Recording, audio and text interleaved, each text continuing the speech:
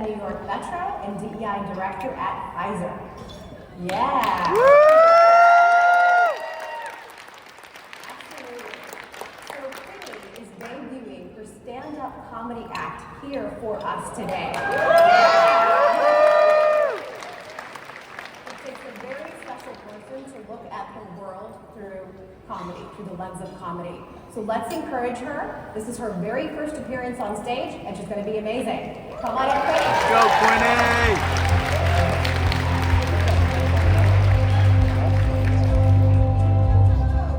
Hear me okay? Yeah. How's everyone doing?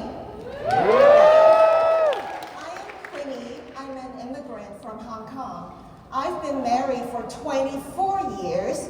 When I first met my husband, he was tall and handsome.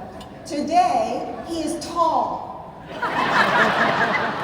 You know what compliment, like the worst compliment you can give a couple who's been married for 24 years? So we have this wedding day portrait, wedding gown, tux, is in my living room. So beautiful. It should be in Vogue magazine. So we would have met new friends, we would invite them to come to our house, they would see our wedding day portrait, and they would say, oh, so beautiful, it should be in Vogue magazine. Is that you? When I first met my husband early on, I knew he was husband material. He had so many virtues. So one day we were dating in Hong Kong, walking in a big Hong Kong shopping mall. Just like any shopping mall in a big city, you know you have to be a little bit careful with the surroundings, but I wasn't. I wasn't paying attention, I tripped and fell. So I just fell flat on the ground. My four limbs were like flapping in the air. Everything I had was just flying all over around me.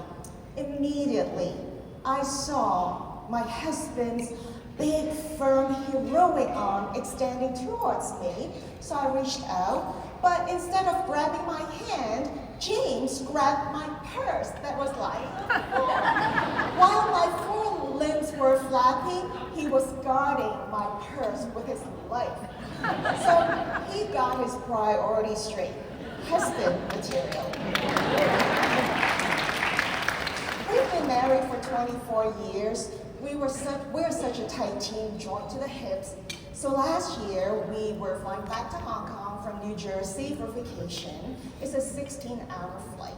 When we were at the gate, we were told we got upgraded to first class for free. So we boarded the plane, the flight attendant saw us and she said, oh yes, we would love to upgrade you to first class, but I'm so sorry, I cannot seat you together. You would have to take 2 separate seats. Before she could even finish her sentence, James and I just beeline to those 2 separate seats. We didn't even look at each other once. So tight team. Well, last week we were at a strip mall because we are such a great team, as you know. So we split up to run errands, and I came back to the car first. Then I saw James walking out of the grocery store. He saw me too, and he started waving his arms enthusiastically at me. So when he got to the car, I asked him, oh, did you miss me? And he said, no, I just wanted to make sure you saw me so you wouldn't keep texting me, asking me where I was. So you see, James doesn't mince his words. He has many virtues, but there's one Chinese virtue that he doesn't really practice. It's called ha hei. It means you show your warmest appreciation for others, trying to please, trying to flatter. So, as a diversity, equity, and inclusion professional, I'd like to invite people to experience different cultures. So whether you're from the Chinese community or you're an ally, I would love to invite you to practice ha hei with me. So in just a second, I'm going to ask you a question.